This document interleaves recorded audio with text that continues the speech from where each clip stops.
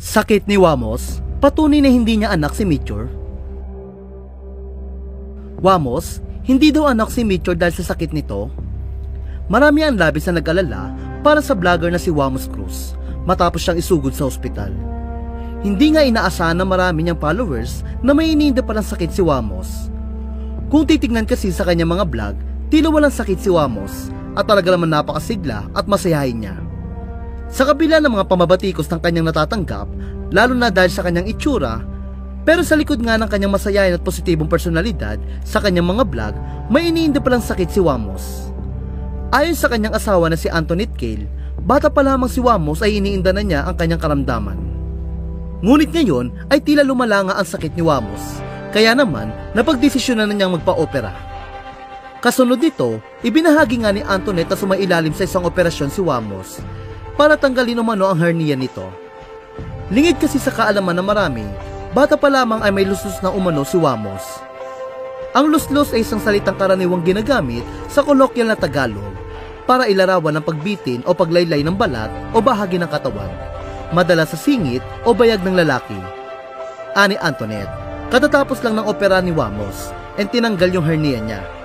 Sa mga hindi nakakaalam, yung hernia po is yung luslos. Mas delikado kasi pag hindi siya bumalik, kaya inagapan na niya. Pero matagal na niya yung iniinda, since bata pa siya. Samantala, sa gitna nga ng pag-opera ni Wamos sa kanyang luslos, ay naglabasan ng ilang komento mula sa netizen na kumukwestiyon kung siya nga ba ang tunay na ama ng anak nila ni Antoinette na si Baby Meteor. Ayon kasi sa ilang netizen, bakit umano nagkaanak si Wamos kung may luslos siya? Di umano kasi ay hindi na pwedeng magkaanak ang isang lalaki o baog na ito kapag siya ay may luslos.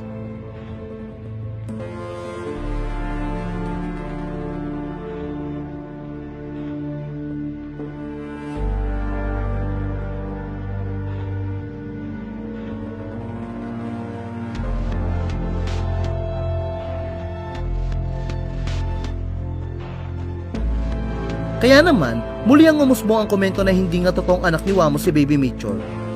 Matatandaan ng isilang si Baby Meteor, marami ang nagsasabi na hindi umano si Wamos ang tunay niyang ama dahil hindi sila magkamukha. Sa katunayan, marami pa ang nagre-request na magpa-DNA si Wamos at si Baby Meteor. Ngunit ayon sa mga eksperto, posibleng makabuntis pa rin ang isang lalaki kahit may hernia, lalo na kung hindi pa ito malala o hindi naapektuhan ng mga bahagi ng katawan na may kinalaman sa paggawa ng similya. Gayunpaman, kung ang hernia ay nasa singit at napapabayaan o malala na, maaaring makaapekto ito sa daloy ng similya o blood flow sa bayan na posibleng magdulot ng problema sa fertility. Bukod dito, may mga kaso rin na ang operasyon ng hernia, lalo na kung may komplikasyon, ay maaaring makaapekto sa kakayahang magkaanak. Wala pa namang pahayag ukol dito sina Wamos at Antoinette.